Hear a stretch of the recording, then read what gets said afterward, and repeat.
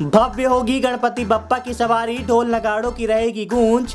गणेश उत्सव को लेकर हिंदू उत्सव समिति ने किया ऐलान, मनोरम झांकियों के साथ निकलेगा चल समारोह।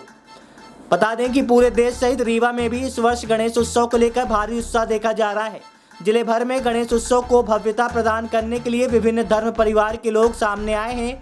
रीवा में इस बार विगत वर्षों की अपेक्षा गणेश उत्सव को लेकर लोगों में काफी उत्साह देखा जा रहा है। गणेश उत्सव को भव्यता प्रदान करने के लिए हिंदू उत्सव समिति धार्मिक परिवार के द्वारा सभी तैयारियां पूरी कर ली गई है।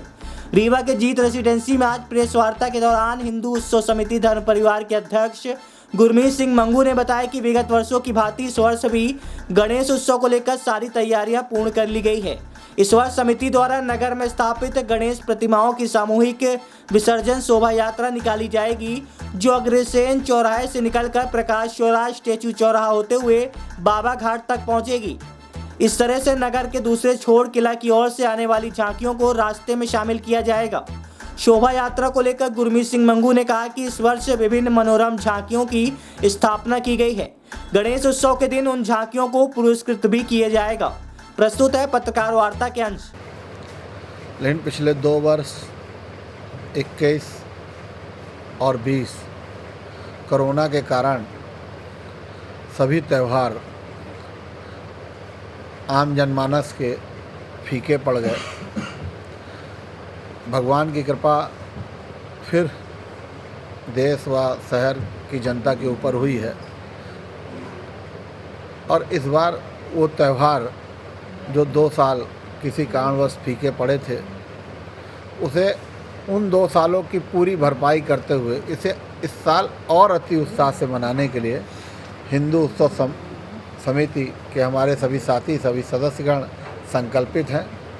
हम एक नई और प्रयास करने जा रहे हैं कि ये जो त्यौहार के साथ साथ जो जयंती होती है सभी समाज, सभी धर्म की, तुलसीदास जयंती, कबीरदास जयंती, भक्त सेन नाई जयंती, भक्त नामदेव जयंती, ये जितनी भी जयंतियाँ आएंगी उन सब में हिंदू उत्सव समिति धर्म परिवार उन सब का आयोजन कर उनके समाज के बीच में एक नई संस्कृति, एक नया प्रेम, एक नया वातावरण, प्रेम का वातावरण तैयार करने का प्रयास करेगा। कितनी झांकियाँ अभी तक रजिस्टर्ड हो श्री गणेश उत्सव का त्यौहार पूरे भारतवर्ष में बड़े ही धूमधाम के साथ मनाया जाता है और इस तरह के वातावरण से, जहाँ धार्मिक वातावरण से, रचनात्मक वातावरण से एक बहुत ही अच्छा सामाजिक समरसतापूर्ण वातावरण स्थापित होता है। क्योंकि जहाँ पर मूर्तियाँ स्थापित होती हैं वहाँ आसपास मोहल्ले वाले सभी अच्छे कार्यक्रमों में लग जाते हैं। किसी दिन कवि सम्मेलन हुआ, किसी दिन साहित्यिक चर्चा हुई, एक दूसरे से परिचय होता है और हमारे देवी देवताओं के बारे में आने वाली नई पीढ़ियाँ जानते हैं, जानने का प्रयास करते हैं। क्योंकि आजकल मोबाइल की चकाचौंध में जानना भूल गए हैं कि जो नई आने वाली पीढ़ियां हैं उनको बताना पड़ता है कि आज गणेश जी का क्या महत्व है, नवरात्रि आ रही है, 9 देवियां हैं, उनका क्या महत्व है। तो ये बहुत आवश्यक चीज़ें हैं और हिंदू उत्सव समिति धर्म परिवार पूरे पारिवारिक माहौल में, पारिवारिक वातावरण में ये आयोजन करता आ रहा है। चल समारोह के लिए हम लोग पहले मछरिया दरवाज़ा से चल समारोह निकालते थे, लेकिन उसमें झांकी वालों को यह प्रॉब्लम आती कि हम उसी रूट में जाते हैं, फिर मछरिया दरवाजे से फिर हम फोट वोट होके आते हैं।